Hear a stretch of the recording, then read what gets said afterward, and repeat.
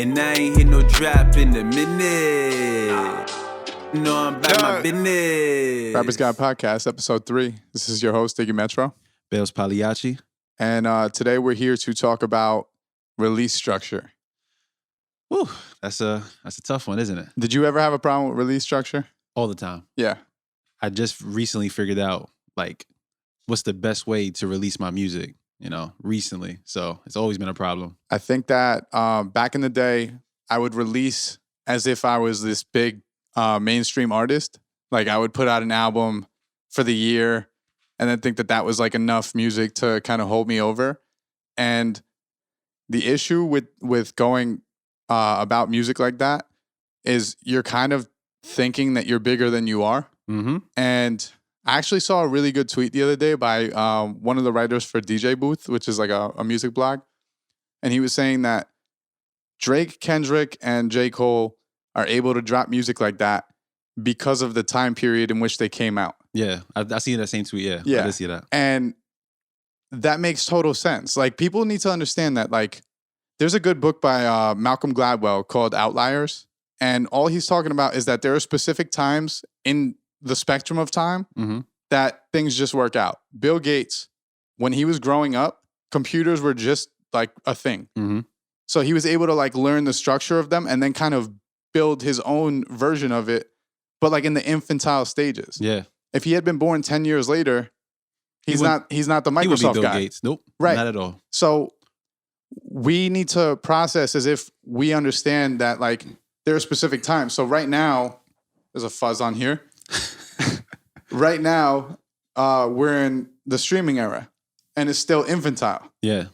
It's been a couple of years and we need to release as if we're in the streaming era and take advantage of the fact that like we're the first ones to that. Yeah. And it's crazy because a lot of people still look at it as if we have to sell our mixtapes out of our trunk. Right. Or that we need to be standing out there all the time trying to get our CDs out. Like, yo, I got this album of work. I got like 20 songs on this album. Check me out. This is me. But then you start to realize, like, with those 20 songs, if somebody does take a CD, if they still, listening to things on a CD player or whatever the case may be, they're probably not going to go through all 20 of those tracks. Bro, on top of that, hand to hand is not a thing anymore. It's not. Like, if you hand someone a CD, chances are, if they have money, they don't have a car that they could play it in. Yeah, it doesn't come with CD players for the most part. I can't play a CD in my car. Nah. I don't have money. Through the aux. I don't have money. All right, but everything's through the aux. Everything on my car is either Bluetooth or aux. So if you hand me a CD, even if I wanted to play it, I'd have nowhere to actually play it. And to think that I'm going to sit there and listen to 20 songs of an artist that hasn't been established or, built something for themselves, and it's my first time hearing it. Yeah. It's probably better I get like spoon-fed first, like a baby, just a little taste here, see if you like it, and then we could go into try to get something bigger to eat. And before even listening to like 20 records, like if I have no personal attachment to you whatsoever, one, it's going to be hard for me to listen to one record. Mm-hmm. If the first record is dope, you kind of have to structure that in a way where like the first record is the greatest thing ever so that it forces me to listen to the rest of the records. Because otherwise, there's no incentive for me to listen to 20 songs from a new artist. Never. At all. And that's why like we preach releasing singles, because when you release a single, you're not force-feeding 20 songs on someone. Never. You're force-feeding one. And if they like that one, then they have the choice to go and listen to the rest of your music. But as far as release structure, I have artists constantly come to the studio working on their album, right? And I'm the first person, as you know, to preach, stop working on albums. It's just not worth it. Now, if you're going to work on an album, figure out a way that you could drop those songs as singles for the course of, I always tell people, yo, if you worked on 10 records, you have 10 records in a tuck, you now have 10 weeks of music. 10 weeks. And you could probably even stretch it out even further than that. Like, you know what I'm saying? You can take a week off. Right. If you wanted to. If you wanted to. I recommend releasing more often. So when we said release structure at the beginning of the episode and what that is, we're essentially talking about the fact that releasing music nowadays is different. And the, I guess, efficiency or the rate at which you release needs to be more. It needs to be a faster rate because people are, one, the attention span is not there anymore. It's going quick. And two, everyone's dropping weekly. there's so much music on a weekly basis. So like if you want to kind of like get into the fold of that as a new artist and someone who doesn't have a fan base, you have to release more often. Also, these streaming platforms give benefits to the people that release that drop often. Yeah, and it's crazy because I believe somewhere on Spotify, their team had expressed like, yeah, drop music every 6 to 8 weeks. And even for me, I'm like 6 to 8 weeks. That's still kind of a long time. That's a long time. For me personally, with my release strategy, I try to aim for at least 2 a month. So at that point, I'm giving people 2 weeks of music, then they get a little break from me, then I come right back. It's like that attention span goes away so quickly that, give people a break because you don't want to be in everybody's face all the time. But at the same time, you want to make sure that people are aware that you are there as an artist. You know what I'm saying? Rappers like fly shit. So I always make the comparison with clothing, right?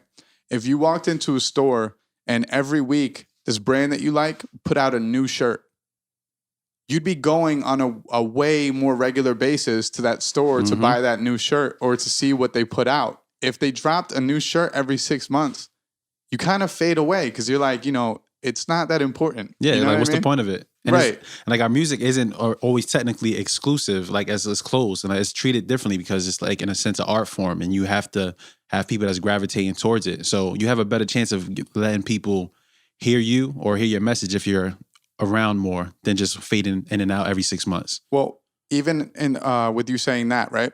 You're saying our music isn't always as exclusive as clothing, right? But with clothing, there's a quarterly drop. There's usually like a summer collection, a spring collection, a fucking fall collection, a winter collection, right? So now if you wanted to proceed and make music in album form, drop 4 albums a year. And that's, if you want to work that hard on yourself, drop 4 albums a year. Ooh. At least, because this is my thing. I say don't work on albums in a way where like you're only releasing 1 album full of work for the entire year. If you were going to put together 10 tracks on a project and you were going to do that 4 times over the course of the year, you still look like a workhorse. Yeah, that's 40 songs if I know math. 40. Yeah, 40. To drop 40 songs, I mean, there's no difference between that and dropping 52 for the year if you go on a weekly basis. Yeah. So how I approach releasing music is, for me personally, because I'm an engineer, once it's done, it's gone. Yeah. I don't think about it again. Yeah, he'd be shipping them out. I ship them out because to me, like I have a friend named Mark Barino, really dope singer. Shout out Mark Barino. Shout out Mark. What he did one time, I was at his crib and I was talking about mixing, and I was still in a headspace where, for my own personal music, I would be trying to get the mix as perfect as possible, and I would overthink it, and I would be like, that one's not ready. And he was like, yo, people don't really care like that. Yep. He's like, consumers don't know the difference between like a well-mixed record and something that's like mixed well, but not all the way there. And he's right. So from that point forward, when the mix sounded good in the car, it was gone. Ship it out. And that's the same thing you told me as well. And it was just like, every time I would hit dig up, yo, I think this sounds a little bit weird. There's a pop there. There's a little sizzle there. I don't know. I'm not sure if people are going to hear it. And then I would play the song for people. They have no attention towards it. They have never even realized it. I even had an artist who hit me up one time and say, yo, I dropped a cup in my song and I wasn't going to release it. And I'm like, bro, I listened to the song. I literally did not hear that cup drop at all. Yeah. As artists, we tend to overthink things that like we only know exist. So even with me, I just mixed the record the other day. It's going to be me with this dude Schwiggy from, he lives in LA, but he's from, I think, Englewood or Teaneck, and 19808 and Data Mosh on the beat, right? 19808, I mix his vocals for the chorus, and I put, reverb, and I make the chorus really big. And he hits me back and he's like, yo, I really like the chorus like a little bit more dry. Like I want it to be dry. So I go back and I put it dry. And now my brain is fucking with me and telling me, nah, it needs reverb. Yeah, it needs more reverb. But I was listening to it in the car today in the background. Like I wasn't even paying attention to it. When the chorus came on, it sounded great in the mix. So it was just the fact that I was overthinking that part because I had known what happened. For a regular person out there, they're not going to know anything happened. They're not even going to pay attention to the fact that anything happened. Also, we're in a new location. Oh, yeah. We didn't even talk about that, did we? It looks beautiful, doesn't it? If you're watching on YouTube. We're in a completely new location, so if shit looks different and we're on opposite sides and I'm not sitting in a white chair, we're in a new location, more spacious. Leveled up. Beautiful. Okay. So if you're a young artist out there, figure out a game plan. Figure out how many records you want to drop per year and really focus on that, because the 12 records a year, not going to cut it anymore. Nope. You actually look like you haven't done anything if you put out 12 songs a year. At all. Like, I was thinking about this yesterday, not to suck my own dick or toot my own horn, right?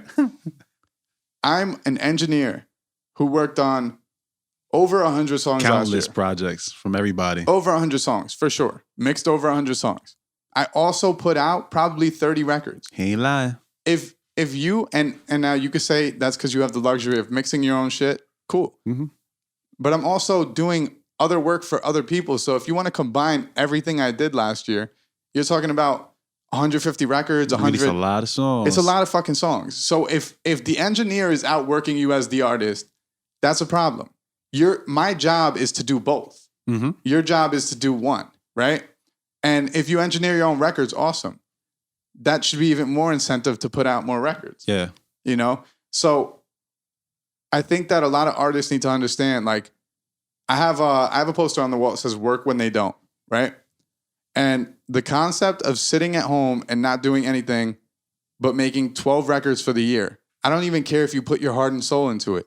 No one gives a fuck. No one gives a fuck. That's just reality, bro. Like, people are gonna listen to it just like they listen to a record that's meaningless. And they're either gonna like the beat, not like the beat. They're gonna like what you said in one line. They're not gonna like it.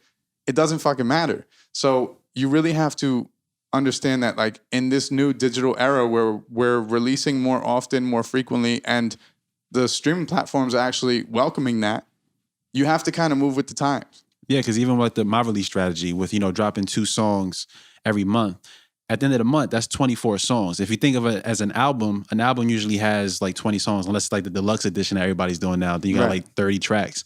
But instead of giving one full body of work, you have everything separated. And within that 2-week span, you can also market your music properly. You could fit music videos in there. You could fit in shows in there, but you still stay relevant. You pop up to a show and you just released like 4 other songs, 2 months ago. You could probably perform a different song if you're performing around the same venue. The possibility is endless when you have the catalog. The catalog, Right. Is important. I think every artist overthinks the promotional side, right? So, like, they think they have to promote every single record. Mm-hmm. And if you did want to promote every single record, if you released music on a weekly or bi-weekly basis, right? You have that 7 days where you could just throw some money at it Mm-hmm. and get the streams up. If you did that with every single record on a weekly or bi-weekly basis, you took that little gap in between to just market the song, actually market it, not post it on Instagram. One time, like that's it. Yeah. Then you'd have a way bigger shot at growing a following, because those ads are going to kind of trickle in. You know what I mean? Like, the amount of plays that you're getting from advertising the first song, that's going to carry over to the second song, because now you already built some followers from the first song. So they're going to be there for the second song and the third song and fourth and so on and so on. So as a 2021 artist, you should really be thinking about the frequency. That was the word I was looking for before. Mm-hmm. The frequency at which you release music. And you should be trying to work out a deal with your homie who does graphic design so you can get cover art made. Or go to canva.com and do it yourself, because Right. everything's at our disposal now. We're in the digital world where everything for independent artists is literally laid out right in front of you. You just have to want to go find it. Like, that's all it really takes. Go on to find it. Yeah. And it's also just stop acting like you're bigger than you are. Oh my God. That's a big problem that a lot of artists have, where they think that the world is waiting for their shit. And bro, as someone who actually gets listens, I don't think a single person is out there waiting for my shit. If you get less listens than me and you feel like that, you need to check it. You know what I mean? Delusional. It's like, That's the word. and yo, I'm all for artists like having feeling powerful and Their egos, yeah. I'm all for it. But there comes a point where you have to, like, let reality kind of trickle in, and you have to understand that, like, there's no one waiting for your album. You put that release date on your fucking story or your timeline, and you're like, yo, fucking November 23rd, dropping the project. Mm-hmm. And you think that everyone is like marking their calendar. And realistically, no one is. No one. And then on top of that, you're probably depending on your friend base or your family to be able to, you know, promote the album for you, or that they're going to be your core listeners. And it's like, if that's the point, you know, are you really making music? Are you really trying to be an independent artist, or are you just trying to stay within a bubble that you feel like is safe for you? Right. Instead of want to get, you know, make that outreach to go further beyond your inner circle. Because that's what it's all about. I would go even as far as saying even your inner circle is not marking their calendar. No, they're not. The day that you drop the shit, they're going to see it and then they're going to listen to it. Yeah, they'll probably give you like a baby 2 or 3 posts on Instagram, you know, right. make it feel good. The day of. They're not going to be posting it like you have some fucking rollout. And that's another thing. People need to stop acting like they have a fucking rollout. There's no rollout, bro. Like there's zero rollout. You're not a major label artist. You're not working like there's no budget behind your rollout. You're not going and doing radio shows and shit. Like, so for you to have like a lead up into the album, and now I always want to tell you guys that I did the same shit. We all did. I did the same thing too. Like I'm not saying any of this in a egotistical or dickhead manner where it seems like I've never done this and I never did these mistakes and I'm better than you. Like I made these same mistakes. I used to post a date and be like, yo, check your calendar, fucking drop it. It's coming soon. It's coming soon. Here. Right. It was a bad idea. Very it was bad. a mistake. And, you know, if I had known back then that was a bad idea, I wouldn't have done it. Because what happens is when you don't get the plays or you don't get that, you know, the feeling like that feeling inside, like, yo, I'm really someone. And then you're putting this music out and you don't get that reaction back. It actually is like counterintuitive for you because at that point you start feeling like, oh, maybe I'm not this. Maybe I should give it up. Maybe I should slow down. You know, it starts becoming a negative thing and it doesn't really help you. It's so funny how the music industry and like how these major labels are now, that a lot of the tools that they use are available to us. But there's certain things as rappers we normally will take and certain things that we won't take. Like the marketing side of it, we won't really think about that, but we'll think about, you know, let's have the image or let's have the rollout. Let's have this album. We'll take those things, but we won't take the things that actually will work in our benefit because we're not on a, you know, big label. Bro, I remember going to that point of like the image and the rollout. I remember I was on the basketball team in my college. I'm half white, but I was one of the only white kids on the team. Mm-hmm. I used to wear curved brim hats, right? I mean, you had a jumper. I did. I used to wear curved brim hats, right? And everyone on the team, this is when everyone was wearing flat bill snapbacks Mm-hmm. or fitteds. And I would wear curved brim hats and everyone on the team would be like, yo, flatten that fucking hat out, bro. Yeah. Right? Bryson Tiller drops. Oh. And automatically the entire culture shifts to curved brim hats. Yeah, and I remember looking style. at everyone that had told me to wear a flat bill and seeing them with the curved brim hats. Why I'm saying this, right? If you have a image that's yourself, even if it's you rocking sweats every day, if you gain a following, they're going to want to dress just like you. And then you can start selling sweats to them. Right. Like, so the idea of you having to be dressed in Gucci and all these fucking high fashion brands that you can't even afford is bullshit. It's like 100% bullshit. You never have to focus on that. And you know what I noticed as well is like when you do focus on those things, you just trying to emulate something that you've seen on TV. But then a lot of the time, these rappers and entertainers will tell you, yeah, my stuff is fake. Like a lot of these rappers now, they're making fun of other rappers like, yo, their stuff is fake. And then you'll see interviews like, why are you wearing fake things? Oh, because why would I spend a lot of money on these things? And people think that, oh, he's fake, he's wearing the wrong thing. But that's actually the smart person.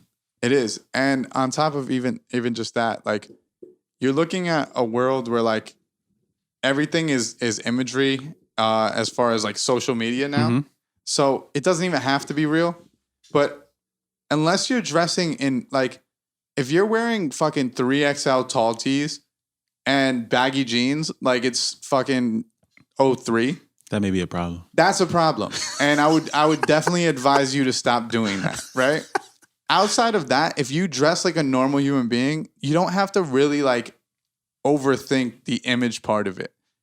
That's not the most important thing. Like it's really not. Like if the music is good, no matter what you look like, they're gonna look for you. You know what I'm saying? Mm-hmm. Like when The Weeknd came out and he was faceless and no one knew what he looked like, and you saw him for the first time, you didn't give a fuck what he was wearing. Nah, a few artists are like, I cannot believe that they look like that. Right. The music's so good that you don't care what they look like or how they dress. J. Cole is looking homeless these days. The GOAT. He looks homeless, and he's one of the greatest ever. And you know what? From him looking homeless all the time, I said to myself, I really don't even really need to be doing too much. And I'll just this come is out the house exactly what I'm homeless. I don't talking care. about, because you like J. Cole's music, right? Yeah. Okay, so as someone who's a fan of his music, you see him do that, and then you go, I don't have to dress up. Exactly. So you could do the same thing as an artist for your own following. The second that you come out as yourself, they start kind of following along, and they go, oh, I don't have to dress in all Gucci and shit, because my favorite artist doesn't do that, you know? And if you drop in singles all the time, so you can look at it like this: you drop in singles all the time instead of thinking about an album. So you got singles coming out, and you probably got music videos intertwined in there somewhere. You're giving your fans, your listeners, more of you, and that's what we want at the end of the day.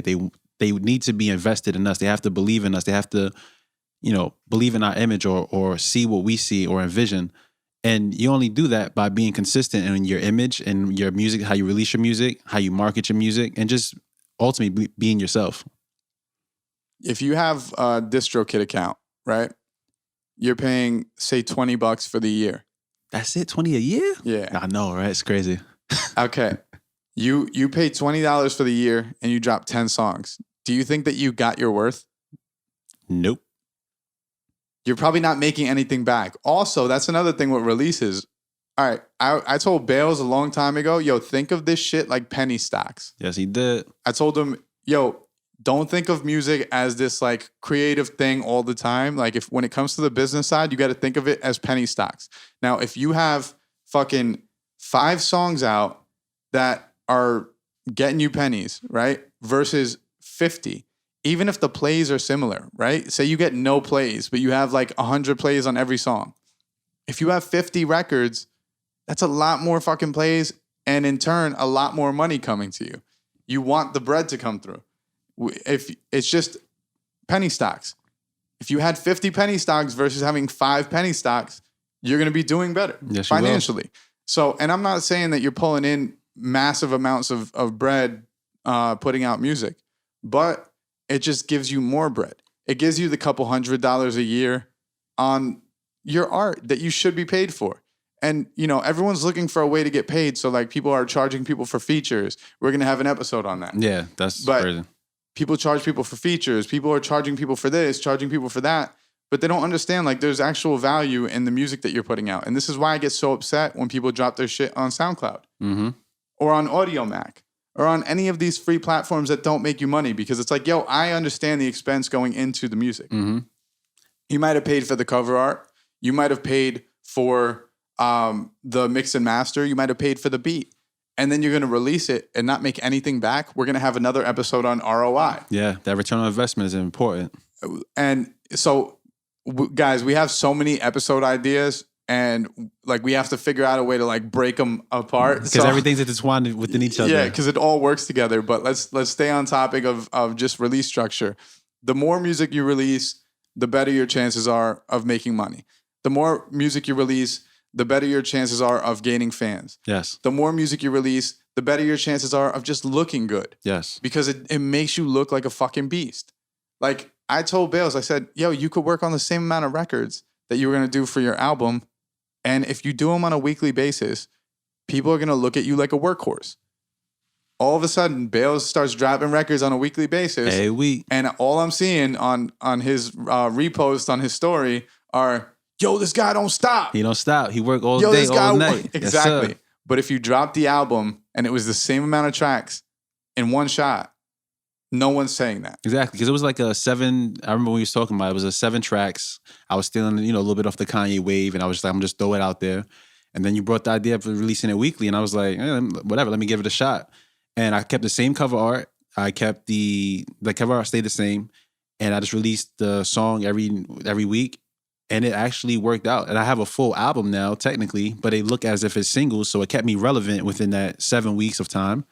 And collectively, I brought it together, and now it's a compilation album, essentially. Right. But it was a different way of marketing the music. It was a different way of doing it. Explain exactly what you're talking about as far as the album. You wanted to come with an album. Yeah, I wanted to come out with an album, but like we had discussed, the album idea wasn't too great because I even realized I had dropped the album previously last year, and it's like I had 7 tracks too. I was following that model, and it was like the first 3 tracks had the most plays, and then as it got down to 4, 5, 6, and 7, it just started dying. I'm like, all right, so that means people aren't really vested in me as an artist yet, and I can't just try to force them into this. So I thought, you know what? I want each and every single one of these tracks to really be heard. I really want the message to be brought across.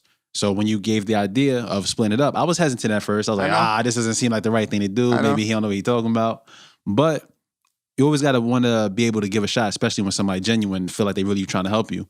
So within releasing it week by week, I was also able to, get it promoted. This was at the time I was using Submit Hub and, trying to get traction through there. But people started to realize, okay, he is working constantly. This is something that's in him. And then I just kept my mind to that. I have to continue to do this. And I continued to do so after the album. And it just continued to build. Went from 150 monthly listeners on Spotify to like over 7,000 now with just releasing music. Bailz is probably the first person that actually carried through with what I was telling him to do, which was, take your album with the same cover art and release it on a weekly schedule. And then at the end of it, you're going to take all the tracks and compile them. And it's going to be the album. There's no difference. The only difference is now you have 8 weeks of music versus and it's the same. It's really the same concept as dropping singles back in the day. Yeah. It's no different, except they usually had like 1 to 3 singles off a project that would be like, oh, we're going to really market these versus dropping every song as a single. But it's no different. It's just a new version of what they used to do. Yeah. And now you're just dropping all your records as singles. Because that's what we have to do. We have to just take what was already there and innovate it in a way to make it brand new. Like just how Kanye had dropped it down from, 15 tracks or whatever to 7 tracks for those. And everybody thought he was crazy. I actually like those albums because I was like, driving to work, that's like 20, 30 minutes. I got the full deed of the album or everything I wanted to listen to. And now I could probably move on or go back to it because it's an easy listen. And then I took that idea with the 7 tracks and then we broke it down to even something better. Let's release these 7 tracks over a 7-week span and see what happens. And it was beautiful. It worked out. Any last words? Stop holding on to the music. I know you, and it's just crazy because I know you guys see this a lot all the time on Instagram, Twitter, wherever you at. Like, just release the music. Somebody wants to hear it. Just release the music. Stop being scared. Like, I was really scared about releasing music and it was just like I wasn't hurting no one but myself. Like, 2 years ago, I probably only had like 6 songs. Now I'm at over like 40 songs. And I went over like 40 songs. I started April 2019. And then the momentum just started building because I was just dropping frequently. Like everybody look at Russ like he's crazy, but you probably don't have to drop every single week, but you can try to take that plan and innovate it away for yourself that it could help you, whether it be dropping every 3 weeks, dropping every month, whatever works for you, but do not keep the music on your hard drive or your engineer hard drive and stop looking for an album because nobody wants to hear it until they ask you for it. I've been in like those clubhouse rooms. Label execs say the same thing. Don't put out an album if nobody's asking you for it. That's it. We didn't mention that the entire episode. Don't put out an album if no one's asking for it. We might have like hinted at it, but that's the biggest point of that is literally don't put out an album if no one is asking you for it. Yeah. Right? You said something in there that I really wanted to touch on, and I lost it completely. I'll be just going, so I don't even know. I'll be in the zone. It's all good. Guys, we are signing out. We hope you enjoyed this episode. We're going to do a weekly series, so you guys are going to get episodes every single week, and we have about 100 fucking ideas. A lot of to ideas. Go. So this is not stopping anytime soon. Thank you guys for listening. Rappers Guide Podcast, we're signing out. This is Diggy Metro. Bailz Pagliacci. Peace out, guys.